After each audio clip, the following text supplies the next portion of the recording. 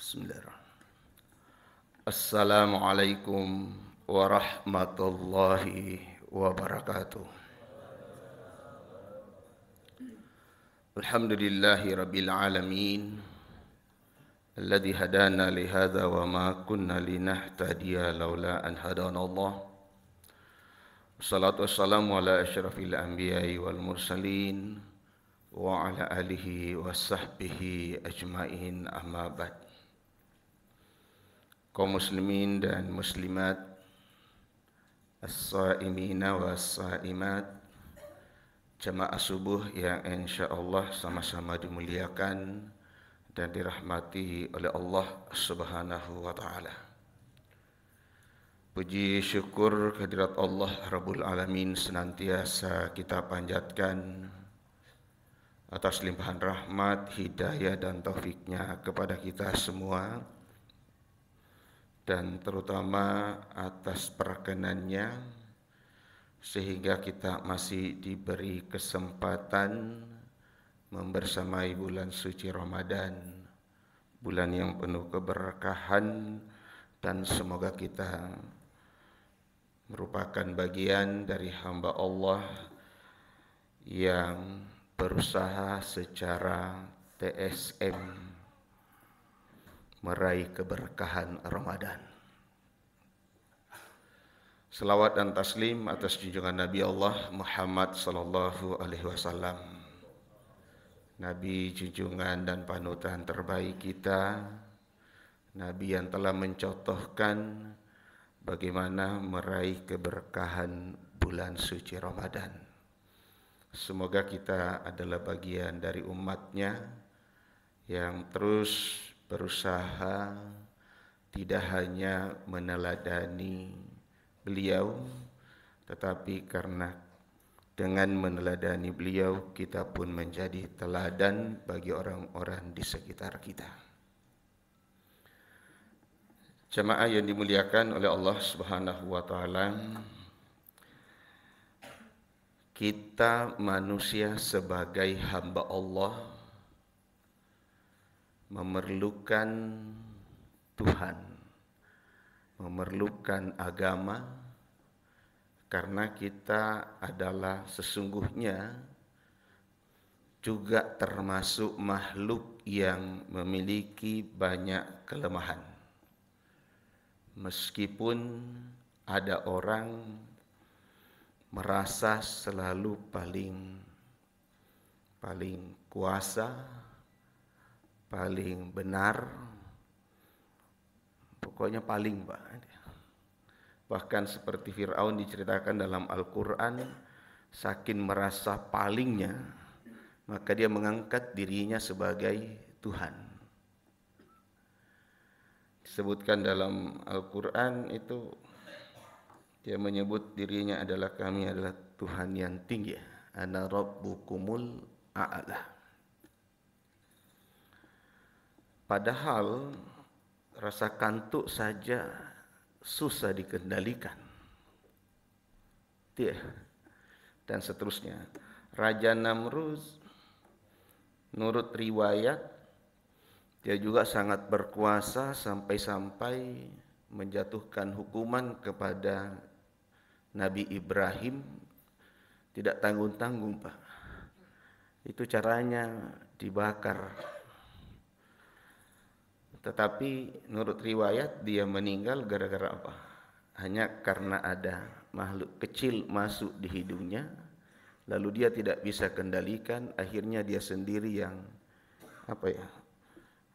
pukul-pukulkan kepalanya, apa istilahnya itu, sampai meninggal karena dia tidak bisa membendung rasa yang tidak baik di kepalanya itu.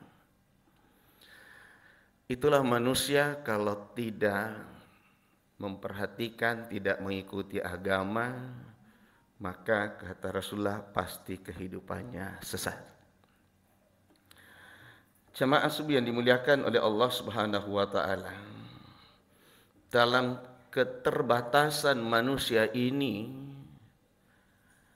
ada manusia yang mencoba mendekati yang mereka sebut sebagai Tuhan Di saat dia tidak mendapatkan petunjuk yang berupa wahyu dalam menjalani hidup ini, termasuk dalam menyembah Tuhan, maka kita sama maklumi kalau baca sejarah tentang ketuhanan itu ya.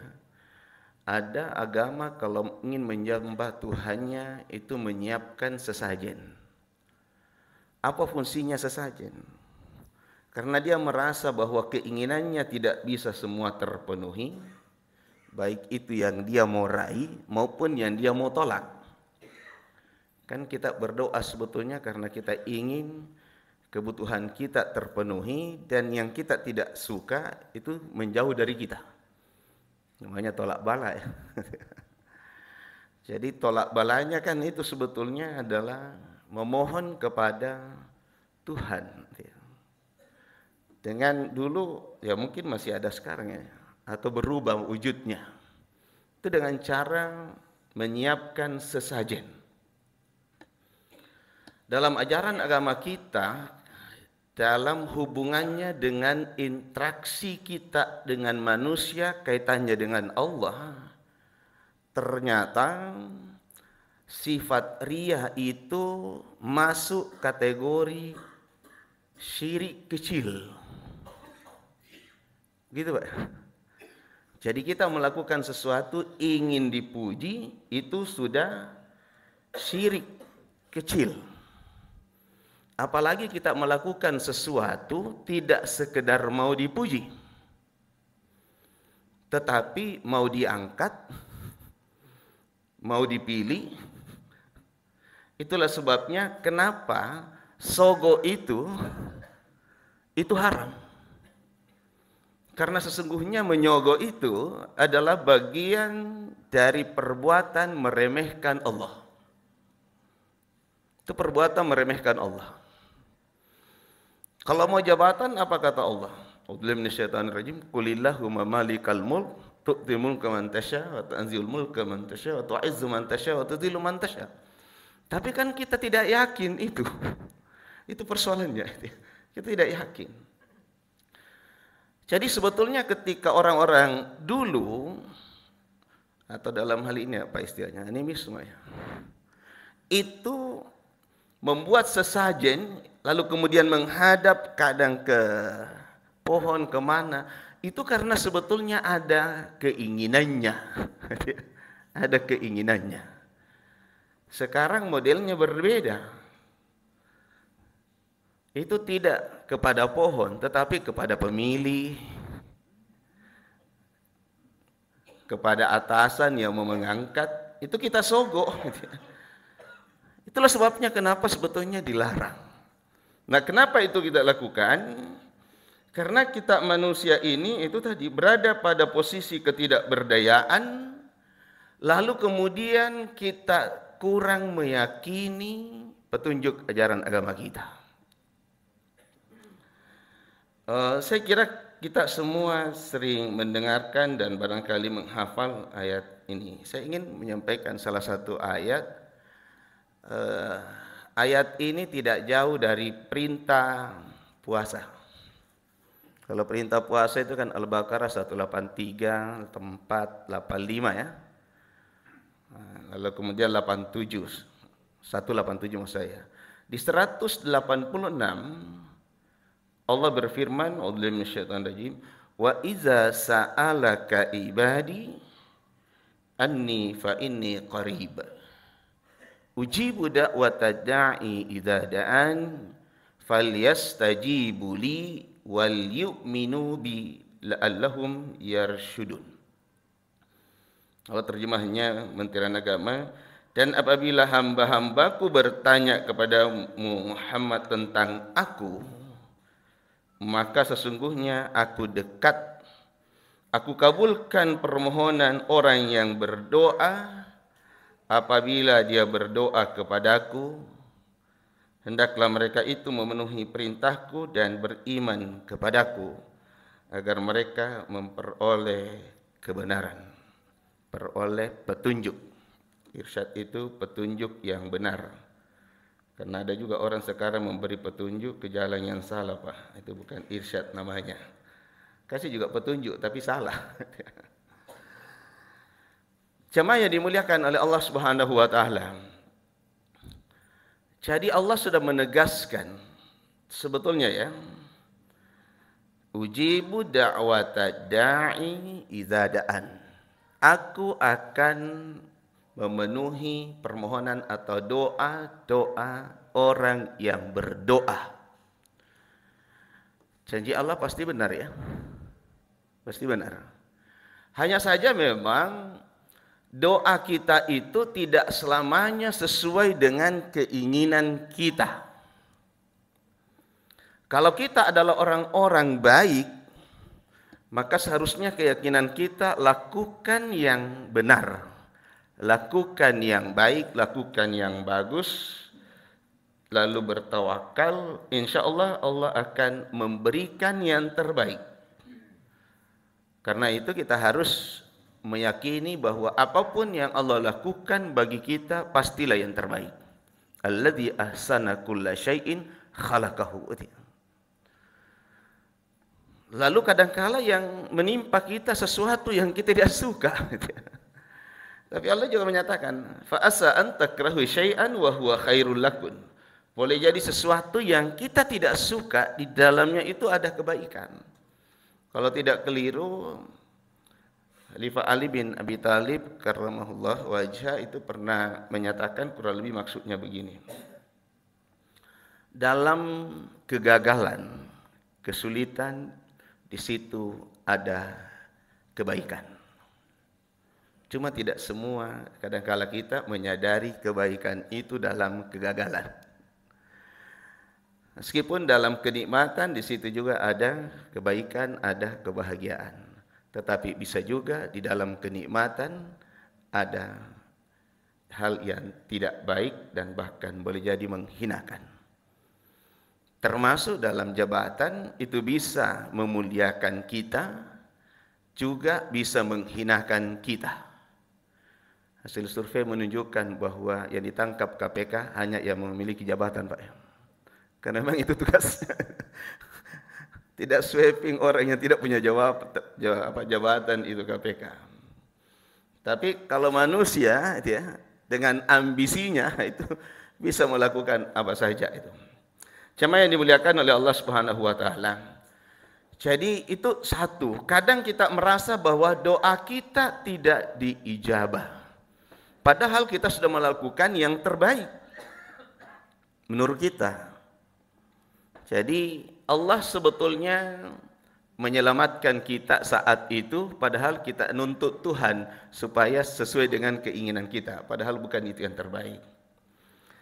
Tetapi yang secara tegas disebutkan di dalam lanjutan ayat ini, situ ada syaratnya, Pak.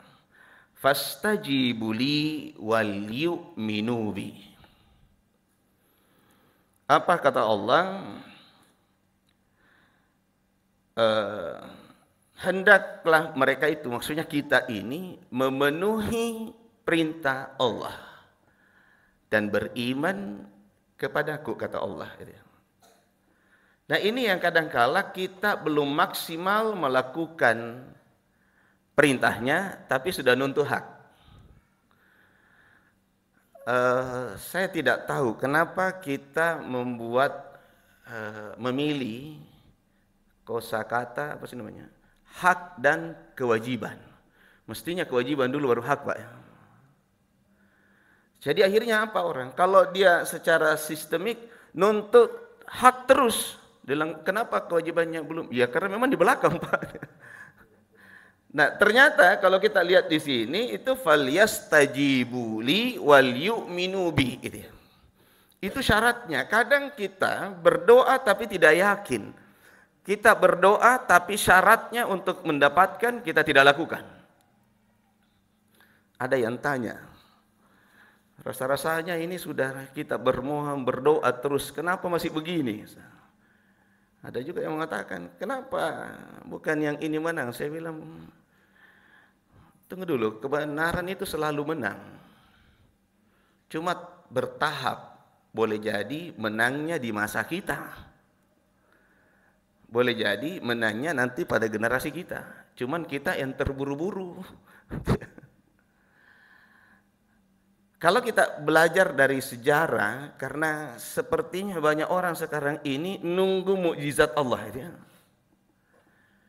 Coba kalau kita lihat sejarah ya, Nabi Ibrahim yang dicatat dalam Al-Quran doanya diterima di saat sudah dilemparkan ke bara api, Pak ya. Bukan di luar bara api. Nabi Musa itu bebas, di depannya Laut Merah, di belakangnya tentara yang dipimpin Hamang. Jadi pada saat terjepit, kita kadangkala belum terjepit, belum melakukan maksimal, sudah mau diberikan mukjizat. Itu tuntutan kita terlalu banyak dan terlalu mau segera ini ya. Nah, ini ditunjukkan. Coba kalau misalnya kita belajar dari apa yang dicontohkan Allah dalam beribadah. Karena ibadah itu kan, salat itu makna dasarnya adalah doa. Itu doa. Coba kita mulai dari surah Al-Fatihah. Bagaimana struktur surah Al-Fatihah? Itu memuji Allah dulu, menyebutkan Dia Ar-Rahman Ar-Rahim, pemilik hari kemudian, baru kita berdoa. Ihdinas siratal mustaqim. Mulai dari iyyaka nasta'in. Ihdinas siratal mustaqim, baru berdoa. Kita ruku mengagungkan Allah, bangkit berdoa. Kan gitu ya. Kita sujud meninggikan Allah, duduk berdoa. Tahiyat bagian awal itu adalah membesarkan Allah, mempersaksikan Allah, bahkan ditambah dengan selawat kepada Nabi. Makanya ulama setiap berdoa memuji Allah baru bersalawat, berdoa kan gitu. Sudah memuji Allah, mempersaksikan Allah, lalu kemudian salawat, baru ada doa di belakangnya. Kita belum melakukan apa-apa, doanya sudah mau dikabulkan. Maka Allah menegaskan, falyastajibu li wal yu'minu bi. Laksanakan dulu perintahku, kira-kira begitu ya. Tidak sekedar dilaksanakan, tapi yakini Allah maha segala-galanya. Kalau kita melakukan tetapi keyakinan kita, tidak bisa itu kalau kita tidak. Ya memang dalam hukum sunnatullah itu ada sunnatullah yang bentuknya adalah yang baik melahirkan kebaikan, itu sunnatullah. Yang buruk juga melahirkan keburukan. Dua-duanya Pak. Kalau kita mau jabatan misalnya, lalu kemudian cara yang baik, insya Allah jabatan itu akan memberi manfaat. Tapi kalau kita lakukan mengambilnya itu dengan cara yang tidak benar, insya Allah kita terdorong juga melakukan yang tidak benar. Itu terdorong kita. Minimal mengembalikan modal. Kan minimal itu. Belum lagi berusaha melanggengkan kekuasaan. Belum itu. Itu akan membuat kita memikirkan sesuatu yang jelek untuk orang lain. Karena selalu untuk kita. Nah, jamaah yang dimuliakan oleh Allah Subhanahu wa taala, puasa ini melatih kita untuk mengendalikan segalanya. Dan apa yang dilatihkan kita di dalam ibadah puasa ini adalah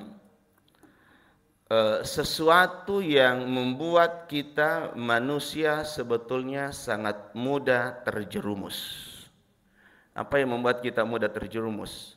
Memenuhi kebutuhan faal. Makan, minum, dan hubungan seksual. Dan itulah yang dilatihkan kita dalam berpuasa. Artinya, kalau yang halal saja bisa kita kontrol, maka sedapat mungkin yang haram lebih mudah. Kalau kata Nabi, puasa itu menegaskan fala yarfus wala yajhal. Ucapan-ucapan yang ringan saja tetapi jelek itu dilarang, dihindari, apalagi yang menyakiti orang. Tindakan-tindakan bodoh yang belum tentu dosa tapi tidak ada manfaatnya. Bodoh itu kan termasuk Pak ya, melakukan sesuatu tidak ada manfaatnya. Itu juga dilarang, apalagi melakukan sesuatu yang merugikan orang. Nah ini kita dilatih. Jadi sesungguhnya puasa ini adalah, atau seluruh ibadah, disebutkan sebagai sebuah kewajiban supaya kita ini dalam tanda kutip dipaksa melakukan sebuah proses tazkiyatun nafs.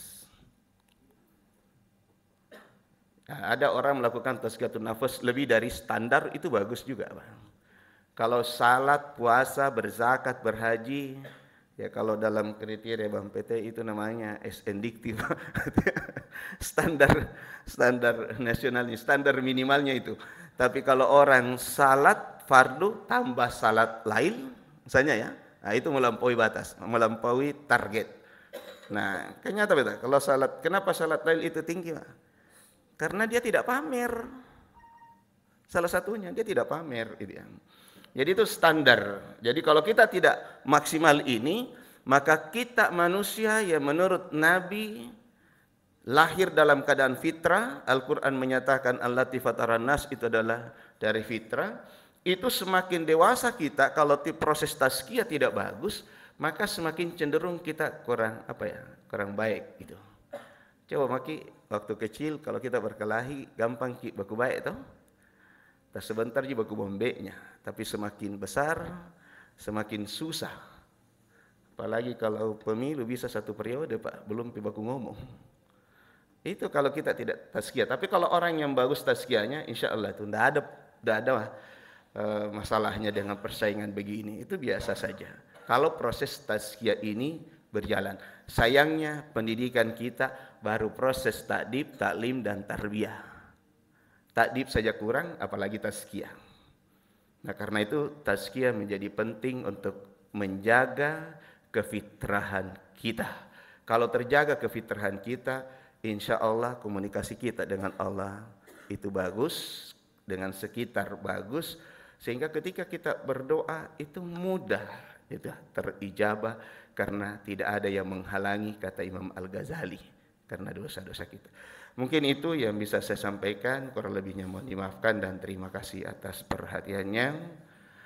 Semoga Ramadan ini kembali memaksimalkan proses tazkiyatun nafs kita, sehingga insya Allah banyak hal menjadi kekurangan kita sebelum dan boleh jadi dalam bulan suci Ramadan, dan mudah-mudahan akan lebih baik karena tampaan bulan suci Ramadan.